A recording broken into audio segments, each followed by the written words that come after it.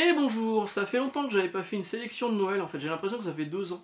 En fait la dernière vidéo que j'ai trouvée sur ma sélection de Noël c'était il y a 2 ans. Et j'avais fait un top 5 sur 3 catégories, donc la catégorie Marvel, la catégorie DC, donc Marvel Panini, je me concentrais sur la VF, DC chez Urban Comics, et les indépendants chez divers éditeurs.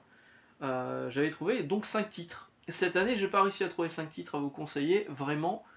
Euh, donc 5 titres récents, je me suis quand même basé sur ce qui était sorti dans l'année, la date de parution à l'année. Et 5 titres récents par catégorie, franchement, j'ai eu du mal à trouver. Alors autant dans les indés, j'aurais pu faire un top 5, autant chez Marvel et DC, surtout Marvel, c'était beaucoup plus compliqué. Donc du coup, je me suis dit, je vais faire un top 3, ce sera plus simple, et je vais rajouter une catégorie supplémentaire, à savoir la VO. Les séries en floppy, je me suis concentré sur les floppies qui m'ont le plus emballé cette année et qui logiquement devraient vous emballer courant de l'année prochaine. Donc allons-y pour une petite sélection de Noël. Si vous ne saviez pas quoi offrir à mettre sur le sapin à un fan de comics, et ben bienvenue. Je pense que vous allez pouvoir piocher quelques petites informations ici et là. Et il y en a pour à peu près toutes les bourses. Voilà, on va commencer par Panini et on va commencer par Cher. Parce que le comics que je vous conseille le plus cette année sorti chez Panini, c'est ça. C'est l'omnibus de David Michelinie et de Eric Larsen sur Spider-Man. Le passage entier de Eric Larsen sur Spider-Man, c'est un régal au niveau des yeux, c'est hyper cool.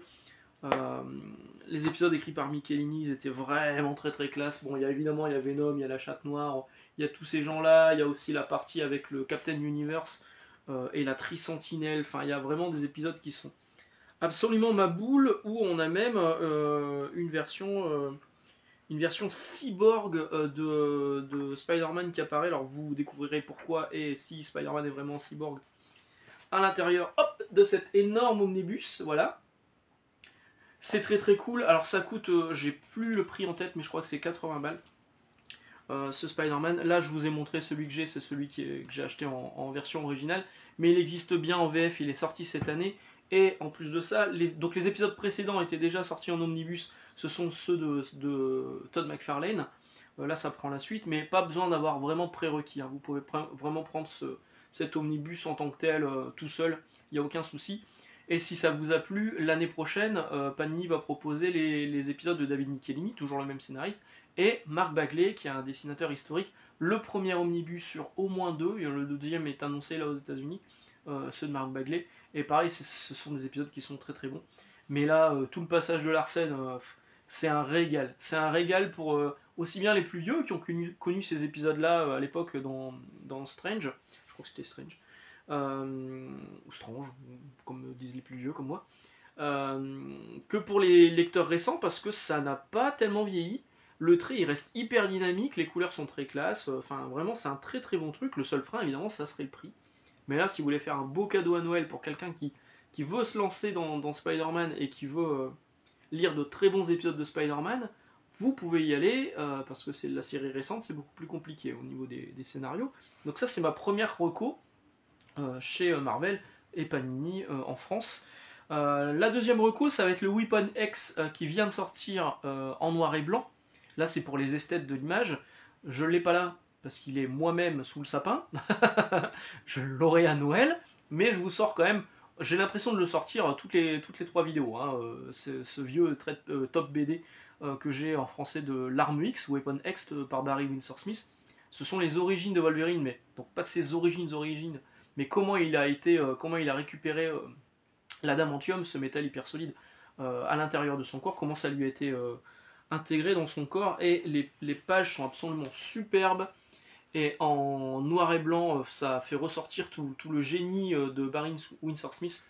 C'est excellent, ça coûte 30 balles pour cette édition en noir et blanc, bon, pas cette édition-là, moi cette édition-là en BD, j'ai payé 34 francs à l'époque. Et c'est un vieux récit, mais bordel, c'est un récit autocontenu. C'est un indispensable si on est fan de Wolverine. Et en plus de ça, ça sort en noir et blanc dans une superbe édition d'eau toilée. Enfin, vraiment, elle est très belle, à 30 €, certes. Mais c'est un super cadeau de Noël pour les gens qui aime Wolverine, qui aime les beaux dessins et qui aime juste les beaux bouquins, parce que là pour le coup c'est vraiment un beau bouquin. Là on a baissé un petit peu, au niveau du prix, on est passé de 80 à 90 euros pour l'omnibus à 30 euros pour la version noir et blanc de Weapon X. On va passer sur beaucoup moins cher, du 10 euros, avec Ultimate Spider-Man en pocket. Alors là je vous montre un Spider-Man en pocket, mais c'est pas Ultimate Spider-Man, parce que moi je les ai pas rachetés, vu que je les ai tous dans une ancienne édition kiosque. Mais voyez, c'est ce format-là. C'est à peu près cette gamme de prix là, donc 10 euros, 7,90, 8,90, 9,90. C'est pas très cher. Il y aura en tout 11 ou 12 volumes, je suis plus très sûr. Mais vous aurez l'intégralité de la série Ultimate Spider-Man de 2000, il y a quelques temps. Pas la série récente. La série récente, bon, elle sort dans une édition à 16 euros avec d'autres titres de l'univers Ultimate. Non, vraiment, le Ultimate Spider-Man, si vous voulez démarrer Spider-Man, pareil, c'est top. C'est vraiment très très bien. Et Brian Michael Bendis est pour moi un génie au niveau des dialogues. Bon, les situations, elles sont ce qu'elles sont, mais franchement, c'est très très bien. Et vraiment, c'est une grosse reco et c'est pas très cher. Donc, si c'est en plus un cadeau que vous voulez faire en bonus de quelque chose d'autre, un week-end ou je ne sais quoi, vous pouvez rajouter le tome 1 par exemple de Ultimate Spider-Man en version Marvel Poche. Donc, les éditions petit format comme ça, qui sont plutôt quali, hein, qui sont plutôt sympas. La bonne idée de Panini cette année, bon, qui a été un peu repompée chez leurs concurrents, mais franchement c'est un bon truc. Et c'est à peu près tout pour... c'est mon top 3 de l'année chez Panini Comics, chez Marvel. Est-ce que vous notez quelque chose de particulier sur cette sélection?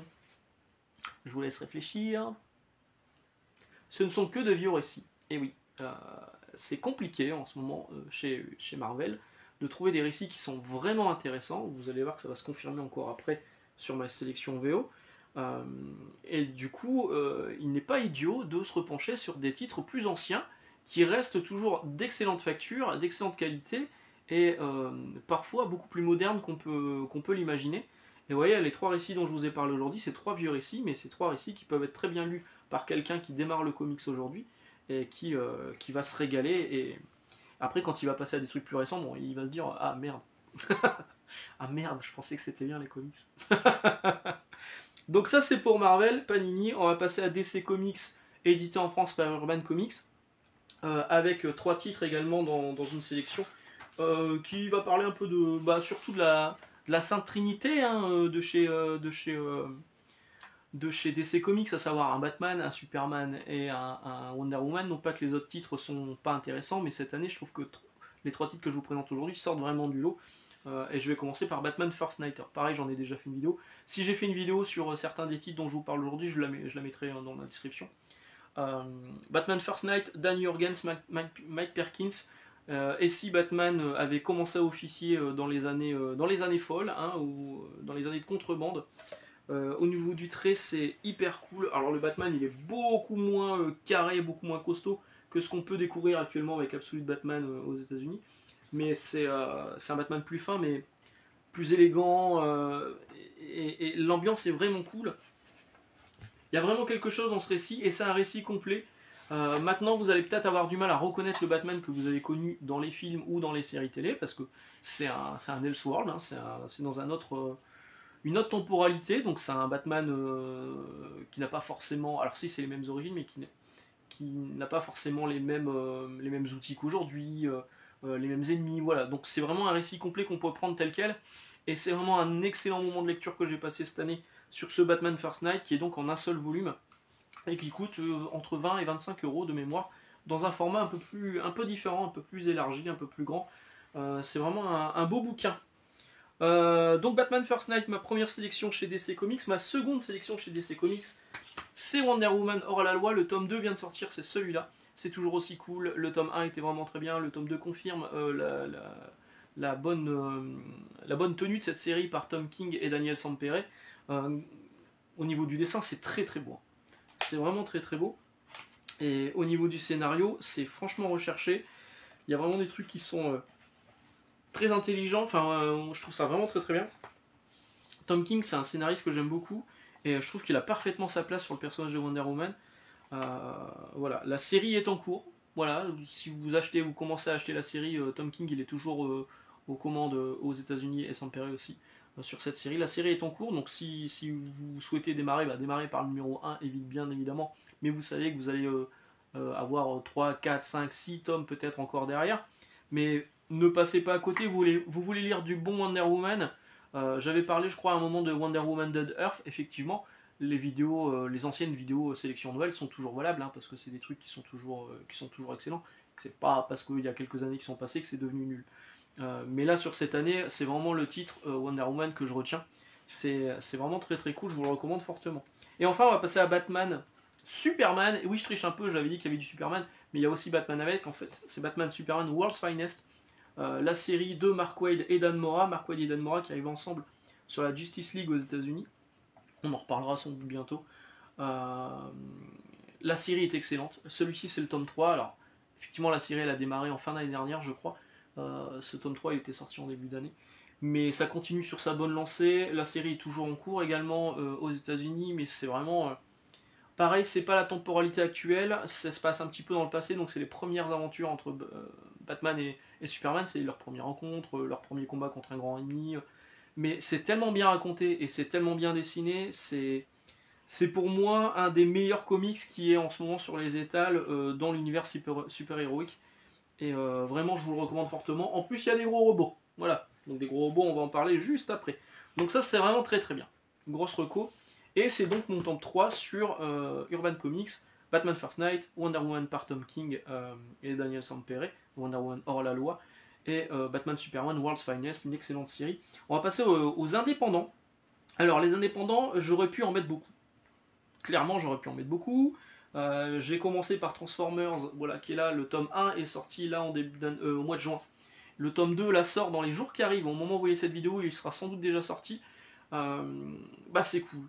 En fait, ce qui est bien, c'est que quand on a connu les jouets et la série télé, les dessins animés Transformers, quand on était gamin, comme moi je les ai connus gamins, ces trucs-là, en fait, c'est les Transformers, mais comme s'ils avaient évolué avec vous au niveau de la mentalité, c'est-à-dire qu'ils sont adultes et ils n'hésitent pas à tuer. Surtout les Decepticons, là, ils n'hésitent pas à tuer, quoi. Clairement, il y a un mec qui passe, qui saute en parachute, il y a un Decepticon qui arrive et il l'écrase entre ses mains.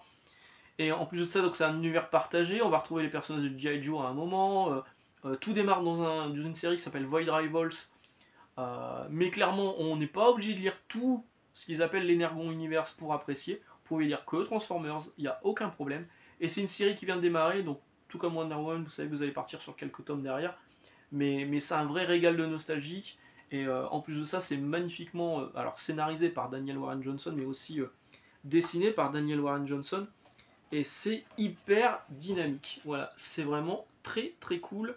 Grosse recours en indépendant. Pour ma deuxième recours en indépendant, j'ai hésité. J'ai hésité parce que il y a Good Asian qui est sorti récemment, qui est pour moi le polar de l'année. Si vous aimez les polars et que vous aimez les comics, lancez-vous sur Good Asian, qui est sorti chez Comics Initiative. C'est excellent. C'est vraiment un truc que je recommande régulièrement là au boulot. Mais j'ai quand même eu un petit coup de cœur cette année pour cette série qui s'appelle Ménage à 3. Alors certes, c'est un format assez petit, c'est du noir et blanc, mais c'est pas du manga. Mais le comics, contrairement au manga, c'est pas un truc où je me marre à gorge déployée. C'est rare que je rigole en lisant un comics. Je peux sourire en me disant ils sont forts, c'est con. Mais le manga, vous me laissez lire un tome de Noritaka, de City Hunter, enfin je me marre, je me bidonne. Et là, c'est un comics qui m'a fait rire. Vraiment. Alors, c'est pas pour les plus jeunes, c'est clairement pour les adultes, parce que c'est très très sexué. Il y a quand même beaucoup de cul, mais c'est version. L'amour tel qu'on l'entend aujourd'hui, donc l'amour entre un homme et une femme, entre une femme et une femme, entre un homme et un homme, l'amour en trouble, l'amour à plusieurs, l'amour à tout ce que vous voulez.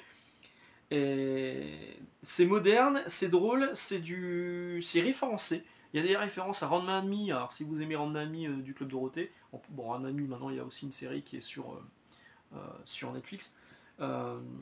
C'est hyper cool, je me suis régalé, le tome 2 là sort au mois de février je crois, et c'est vraiment bien. Voilà.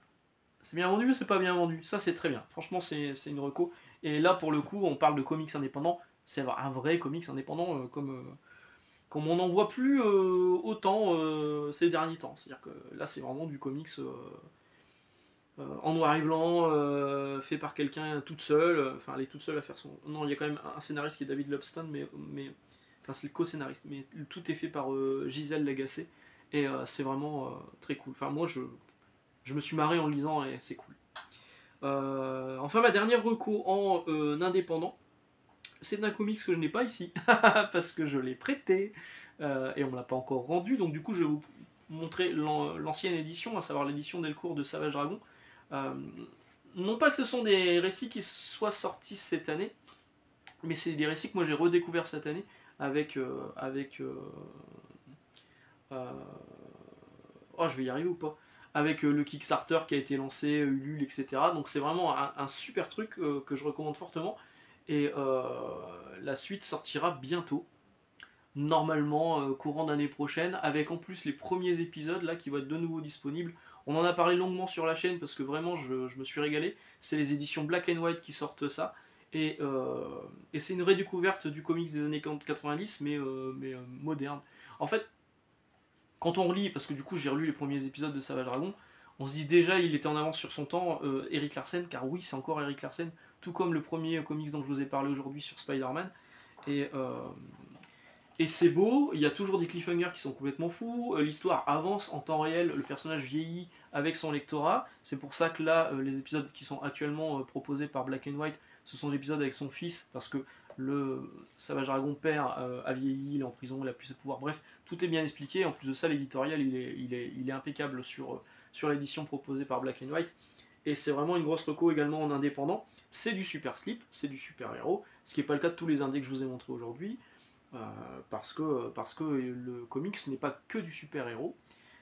Alors moi j'aime beaucoup le genre super-héros, hein, j'ai grandi avec ça, mais il y a quand même beaucoup d'autres choses. Savage Dragon c'est du super-héros, Ménage à 3 c'est pas du super-héros, Transformers ce n'est pas une série de super-héros. Je sais que certaines personnes l'ont mis dans leur sélection titre super-héros de l'année, c'est pas du super-héros pour moi, clairement. Hein.